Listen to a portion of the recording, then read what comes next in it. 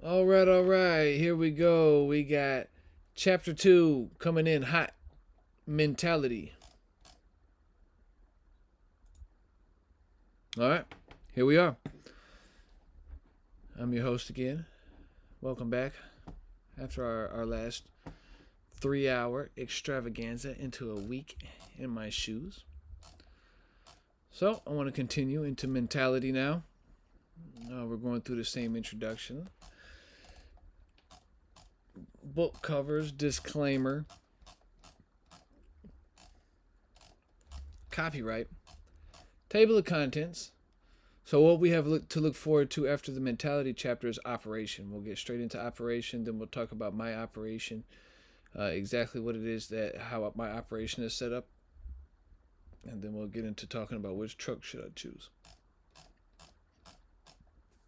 All right, chapter 2, mentality. Here's a picture of me right here. My father actually took this photo for me out in Warner Robins, Georgia. So that's pretty cool. A story behind this picture with my Sony A7 III camera, 55mm lens. So turns out pretty cool. Got the USA. I think there's like a soccer shirt on or something. Yeah. So here we go. Starting this off with a quote from Napoleon Hill. Chapter 2, mentality. Weak desires produce weak results. Got to say it with some extra bass, put some bass some bass in the voice. Weak. Let's say it again though. Weak desires produce weak results. Right? If we don't really want it, then it's not. The results are going to reflect that. It's not going to be that great of a result, probably. So, this is one of my favorite quotes at the time of writing. At the time of this writing, Napoleon Hill wrote this back in 1937, give or take, and I think in his Think and Grow Rich book, or maybe Laws of Success, but probably Think and Grow Rich. And it's still holding its weight now. And it's true. Weak desires just produce weak results. So we're talking here a little bit. I say I had an interesting balance as a kid, as far as mentality and mindset. My mom was like the cool mom, and not so strict in my teenage years. So I lived with her throughout the week, and my father, is was the very proud, strict father. Who had already traveled the world through the military. And I live with him on the weekends.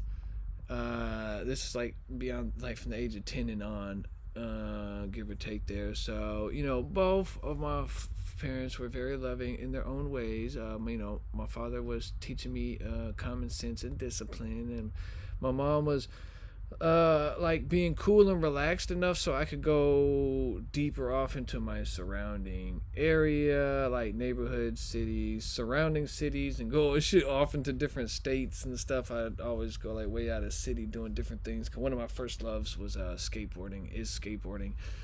So that was one of the first, outlets that was I started hanging out with people way older than me, and we'd go out of state and go all over the place to go do our skateboarding.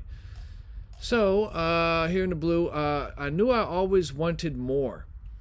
The problem at that age was, how do I turn my ambition and ideas into money when I'm struggling to even just get by on my own?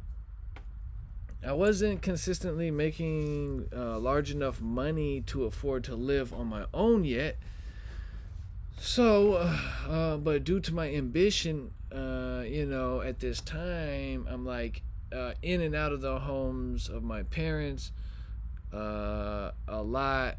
As a kid, I would live with out of city friends over the summer.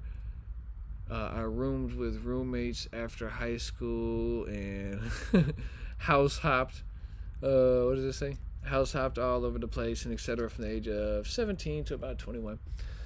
But excuse me. Yeah, so my dad, he was a great example to me of what it looks like when you have self-discipline and we put our needs before our wants, and always save and plan for the future. Save and plan for the future. Save and plan for the future. Save and plan for the future. Have faith. Those are my dad's biggest lessons. Save and plan for the future. Have faith. I picked up early on my dad's traits when it came to his faith, money, finance, saving, investing, positive mentality, peace of mind, the ability to have skills, common sense, how to be good help, how to be responsible, and etc. My mom is a great person also. Her family is from here in Louisiana, too. She is a survivor. Yeah, and maintains a happiness that makes me even a bit jealous sometimes. Positive jealous. She's always so happy. So my mom has great traits also when it comes to living life. So I learned a lot of just how to be happy and maintain my happiness from get that got a head start from with my mom there. So sorry if this is a little too much, but at the time of the writing I was just like, I was writing this in 2020. So but I say, P.S. if you're a father, please be a great father. I'm forever grateful to my dad for the devotion he's pledged to me in my life ever since I've been a newborn. Hey, it's good stuff. Man and a woman, right? So being able to raise a child together, or even separated, with separation, but with both energies, masculine and feminine. So here we go. I think because of his investments and by being stern, being tough, father, I was able to make take my initiative, my desire to travel freely and combine it into a sustainable and successful mentality that would work in business and in life. So shout out to that, to those upbringings of tough love, stern, but in hindsight makes great sense. So it's all good. So here we go. Let's get into this mentality, into this when I speak of cracking the code, hacking into ourselves. A lot of it deals with our conscious mind and our subconscious mind. So this is what we're going to talk about. Right now, currently at the time of this recording, I'm into reading Neville Goddard. So Neville Goddard is kind of the next step beyond Napoleon Hill. And not in the negative way to Napoleon Hill, but Napoleon Hill really got gets everything ready to accept the message of Neville, because Neville's message is wow. So, and they say we only use 10% of our mind or whatever, but the other 90% can be easily debated that the other 90% is our subconscious mind, which is when we really get into having a successful mentality and a positive mentality, right? So with that introduction, let's continue. We got game alert. Now, let's get straight to it. The more that we want something, the more we will find a way to make it real. This is called desire, just simply wanting something, okay? The key is to want something so much that desire turns into what? That you want it so much that your desire turns into obsession. Okay? Now, we're fixing to get into the positive and the negative and the misconception of obsession. But here in highlighted in green, we say what? Obsession is such a powerhouse. To the public, the word obsession sometimes carries a bad reputation or a negative reputation, but it is one of our most important tools, right? Once we become in obsession with something, whether it's positive or negative. I say good or bad, but I've evolved more to say positive and negative. We are bound to make it real. Once we're obsessed with something, we're pretty much going to make it. We're going to make it happen one way or another. If our foot itches and we're obsessed with our foot itching and we can't, do anything about that obsession, we're going to end up itching our foot. If we're obsessed with this business that we want to do, or getting a truck, or getting our own authority, we're gonna get so saturated with how that feels to be thinking about it all the time, and what it feels like inside of us, that we're just going to study all the time. We're going to look at Truckerz Report. We're going to go to Raws.com. We're going to go to these different places and just study. The next thing you know, we know what we need to know. That's the power of obsession. Sometimes we don't even realize how much work we're doing because we're just obsessed with the process. The destination and also the journey. That's the key, to be also impressed and obsessed with the journey, not just the destination. We don't want to always just rush to get to where we're going, because we're going to miss a lot of our blessings and opportunities along the way. All right. So with that being said, once we become an obsession with something, whether positive or negative, we're bound to make it real. Obsession is like the magnet that attracts all things universal that is in harmony with that thought, right? Positive or negative. It's the production plant. It's the production place where desire drops you off to. Yeah, so desire takes you all the way to this place called obsession, and obsession is like this big production plant. And it's just and it's just always putting out what it needs to put out, right? So let's continue. Napoleon Hill teaches that in this life, man is really only in control of one thing, which is his thoughts. And I didn't really give Napoleon Hill such a great introduction, so I apologize. But Napoleon Hill is he's the author of Think and Grow Rich and Laws of Success and Outwitting the Devil and How to Own Your Own Mind and other publications and many other publications throughout his time as editorial of his own magazine and during the times of pre and post Great Depression. Yeah. Really one of the modern day masters. So, if you will,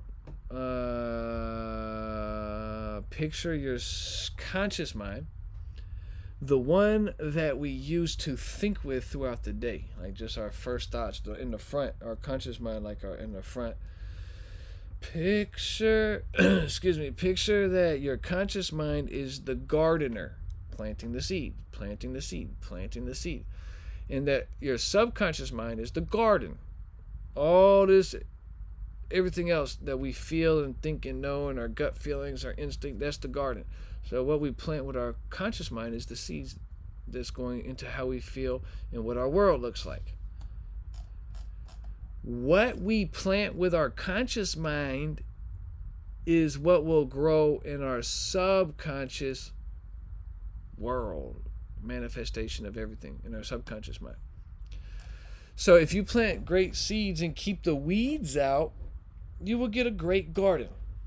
If you plant great seeds with your conscious mind and you keep the weeds out and you stay focused, stay fixated on the goal and what you need and what you want, then you will have a great garden, great harvest. And here in red, remember, as I said about the red, is more like representing stop sign. You see, there's also different shades of red too. So these are more like things just to be aware of, not to scare or to be like that, but they're just more things to be quickly aware of because it can impact in a negative way. So if you don't keep the weeds out, it doesn't really matter what we plant. We could plant all this good stuff. Oh, we're going to be rich, or oh, I'm going to be successful, or I'm going to do well. But if we just let our doubt, worry, and fear, which we're about to see right here, doubt, worry, and fear, it won't grow right. If we let our garden get took over with negativity, right? So these weeds that I'm mentioning here in this analogy, in our subconscious mind, in our subconscious garden, is doubt, which is one, doubt, worry, which these two together will turn into fear. Right? Doubt, worry, and fear. They are not great company. All right? No company of mine. Doubt, worry, and fear are no company of mine. Okay? And it took a lot of discipline to get that there, because doubt, worry, and fear loves to invite themselves into all your business. Personal, private, public, business. So here again in the red, we say what? Doubt, worry, and fear. Doubt, worry, and fear will swallow up the greatest of seeds if we let it. Again, doubt, worry, doubt, worry, and fear can and will destroy your subconscious garden of ideas and manifestation if you let it. So be careful with these negative emotions. It's definitely doubt, worry, and fear. And do what you can to not allow negative emotion to live inside of you. Just let it come. If it comes through, just boom, let it pass. Face it head on, let it go. Don't let it stay inside of you for more than 5 to 15 minutes if possible. Do what you can, like I said, to not allow the negative emotion to live inside of you, and even slow down your breathing if you have to. Through the nose, out. Even if you got to slow all the way down to kick that any type of doubt or worry out, because we don't want any of that doubt or worry, because it ends up manifesting itself as fear, anxiety. We start attracting all sorts of negative stuff. Our truck starts breaking down all the time, and we end up with not so great of condition. Let's continue. To stay positive, to be positive, right? Over and over and over. Or like the yin and the yang, even in the positive, there's a splash of negative. So, that's the balance. So, here we are, page 10, in chapter 2. We're definitely talking about what we know. We're getting into this mentality pretty deeply, pretty quick. So, using our subconscious mind with doubt. So we're still talking about the repercussions of a negative mind. So using a subconscious mind with doubt, worry, and fear will attract all sorts of bad stuff that we don't want. So we got to take initiative and do not allow doubt and worry to crystallize into fear. Because even if we have little doubts and worries for too long, eventually it can turn into fear, and we don't even realize that deep down inside we're fearful of losing our business or a breakdown or whatever it is, and that's what we end up creating, because it's the energy that we have and we're not even aware of it, because we had too much doubt, we had too much worry for too long. All right, so let's not let it get to that point. See right here, because over time doubt and worry turns into fear. Very high chance, very high probability, even without us noticing. So fear is a horrible emotion to be building our businesses around. This fear can even be repressed fear, but it all still attracts a bad, a negative reality. Not a prosperous one, not one as prosperous as a kid. It could and can. All right, so this is we're just really getting down to the to the reality of all this, okay, and to the bare bones, and holding ourselves responsible. So it is my belief, and also Napoleon Hill's teaching, that our subconscious mind is what translates, our conversation between us and our awareness and consciousness, and the macro cosmic picture, between us and the universe, between us and God. So this is our subconscious mind, this language that we speak with how we feel, and all this unknown that we're connected to, that we don't even know what it is. That's this is when we bring faith and God into the conversation, which we'll talk about positive emotion too. So right here, boom. It is said that our subconscious mind is what communicates us to God and to the universe through frequency. We reach through frequency, just like a radio frequency in a car. We dial into the radio frequency, and now we can listen in. Also, this is also known as infinite intelligence, right? Because whether the religion of choice or an expression there's nothing new under the sun, even when Nikola Tesla made his alternating current, that was one of the biggest modern day miracles, and a lot of us think that he sourced it from this place called infinite intelligence. It's just this source, this frequency where everything is already exists. We can call it God, we could call it Christ consciousness, we can call it Napoleon Hill likes to call it infinite intelligence, we can call it the universe, we can call it all those positive names, right? So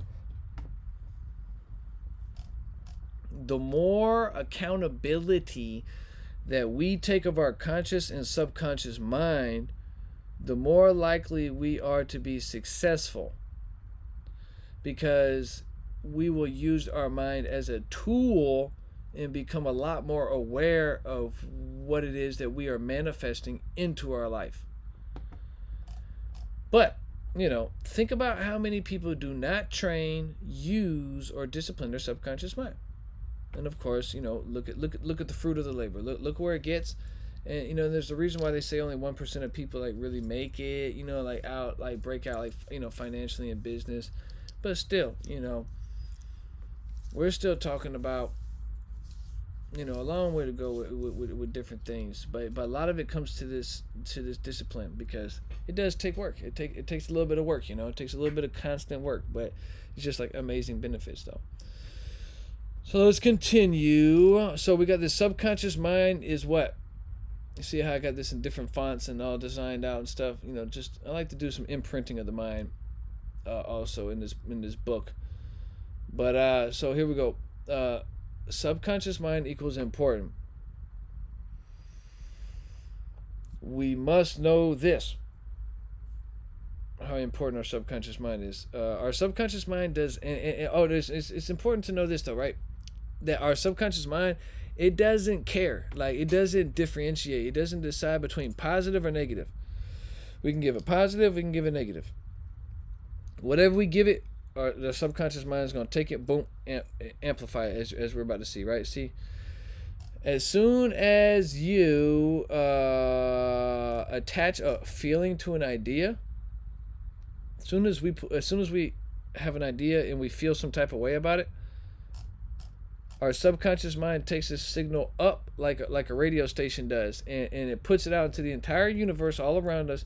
And once the fabrics of the universe gets this signal, it starts to do what? It starts to create, by matching your signal from your subconscious mind. So it literally starts creating the world around you, whether it's positive or negative. Whatever signal you gave it, that's the vibes that you're giving off, and that's what the frequency you start to return back from other people, places, situations, how you look, how you feel, mentally, physically, financially, spiritually, and etc.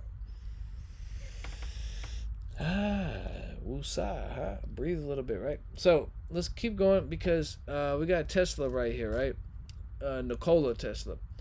He says, when two things are on the same frequency,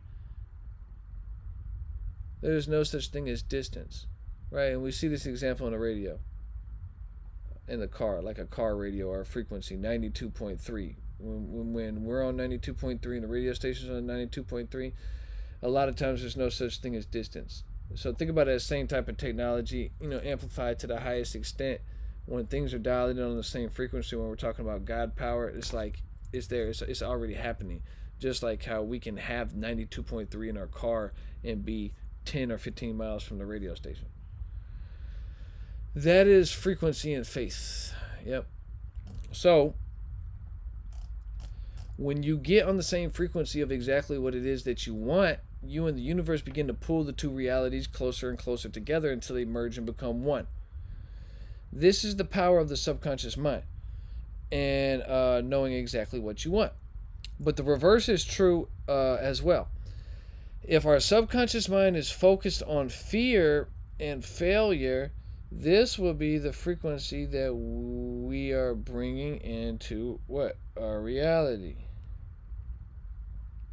So we got to be very careful, very aware, conscious.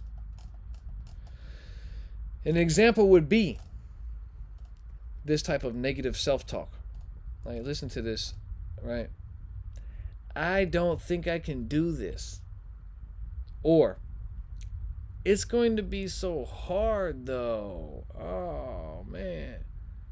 Or, I would, but I just can't get the money. Can't get it. Can't. That I want from brokers. Can't. Or, man, it's always something. I'm just cursed. My truck always breaks down. right? So this is the feeling, because you feel some type of way when you say, my truck always breaks down. It feels like doubt. It feels like worry. It feels like fear. It feels like negativity. Then we attach it to this idea that, oh, my truck always breaks down. And now that's the reality that's being brought forth. It's being created right in front of us. So once a negative emotion such as doubt, worry, or fear gets attached to any idea of ours, our subconscious mind takes this and translates it into the fibers of our life for further creation all around us at all times. The universe in turn gets, busy attracting to you what it is that you requested through your subconscious mind. We gave out the signal, at one point or another. So this is very real. You see how it's highlighted in green? This is very real. With this type of power, all right, now that we're aware, right? And this is all Napoleon Hill, Think and Grow Rich. A lot of what I learned in Think and Grow Rich is like very obvious stuff, but the way that he re-delivered the obvious information made it so valuable and simply complicated because of how important its simplicity is. So with that being said, with this type of power, wouldn't you want to be more involved in consciously creating a great life for yourself instead of just allowing life just to happen to you as we took our desires and wants away because of quote unquote life? Right, so you see what I'm saying on that, right? Like, wouldn't we rather just like go ahead and take the discipline and just start creating, our best life instead of just sitting around and waiting for life to come punch us up, punch us and just beat us up and do whatever it wants? Because we're supposed to agree some old saying that, that's just how life is, always going to mess you up and this, that, and the third. No, that's how it is for them. And for whoever accepts, life to be one way or another. So I'd rather accept a different way of life. That's what I do, and that's what many have done. Many successful people, they don't, try to tell somebody who has $21 million liquid cash that he or she can't do a certain thing that is a limitation to another person. What is it, Parrish? Sorry, Parrish. What?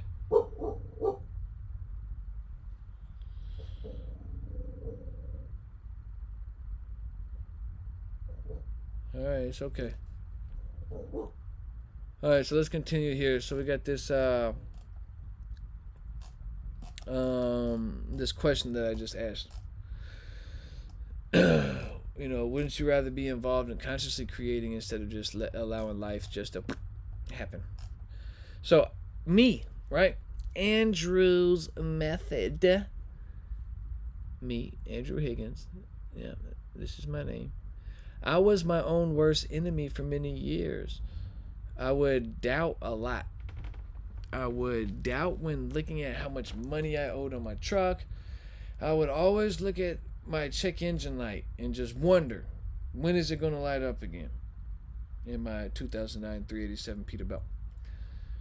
By attaching these negative emotion of doubt to my ideas of success, you see what I did? I put doubt into my ideas of success, doubting success. I assisted that reality to be created against me and my success, right? So negative emotion plus an idea is going to equal a negative manifestation, right? Whatever that idea is, you see right here, whatever the idea is that goes along with this emotion, it's going to more than likely be a negative manifestation. All right, so let's keep it going. Parrish, not right now, honey. We're doing our video. We're doing our video recording. I don't hear anything outside. It's okay. Sorry. Let me pause this for a sec. Let's let Parrish outside.